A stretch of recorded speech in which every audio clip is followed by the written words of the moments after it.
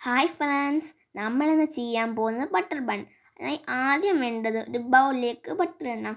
Butter ഞങ്ങളുടെ വീട്ടിൽ ഉണ്ടാക്കിയതാണേ. എന്നിട്ട് പാൽപ്പൊടിയും ചേർക്കണം. പൊടിച്ച പഞ്ചസാരയും ആവശ്യത്തിനുള്ള പാലുമാണ് ഇന്ന് ചേർക്കേണ്ടത്. നന്നായി മിക്സ് ചെയ്യുക.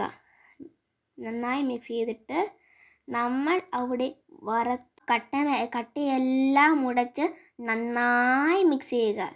ആ കട്ടയുമെല്ലാം ഉടയ്ക്കണം. നന്നായി മിക്സ് ചെയ്തിട്ട് നമ്മൾ അവിടെ വറുത്ത് മാറ്റി വെച്ച എള്ളും കൂടെ ചേർക്കുക.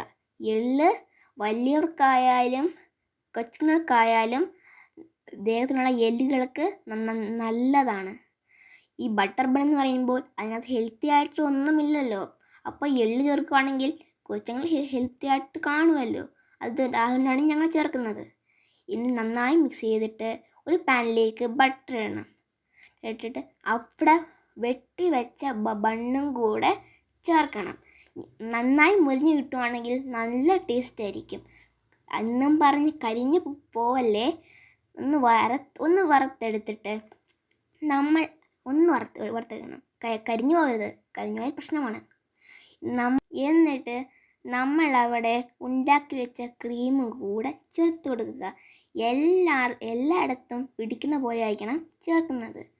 എന്നാൽ എല്ലായിടത്തും പിടിക്കുന്ന പോലെ നന്നായി ചേർത്തിട്ട് വേറൊരു ബണ്ണെടുത്ത് അതിൻ്റെ മണ്ടയിൽ വെക്കുക.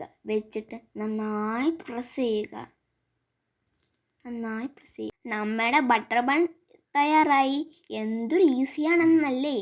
കുട്ടികൾക്ക് വരെ വളരെ ഇഷ്ടപ്പെടുന്നതാണ്. എല്ലാവരും വീട്ടിൽ ട്രൈ ചെയ്ത് നോക്കണേ. ഇഷ്ടപ്പെട്ടാൽ ലൈക്ക് ബട്ടണും അമർത്തണം.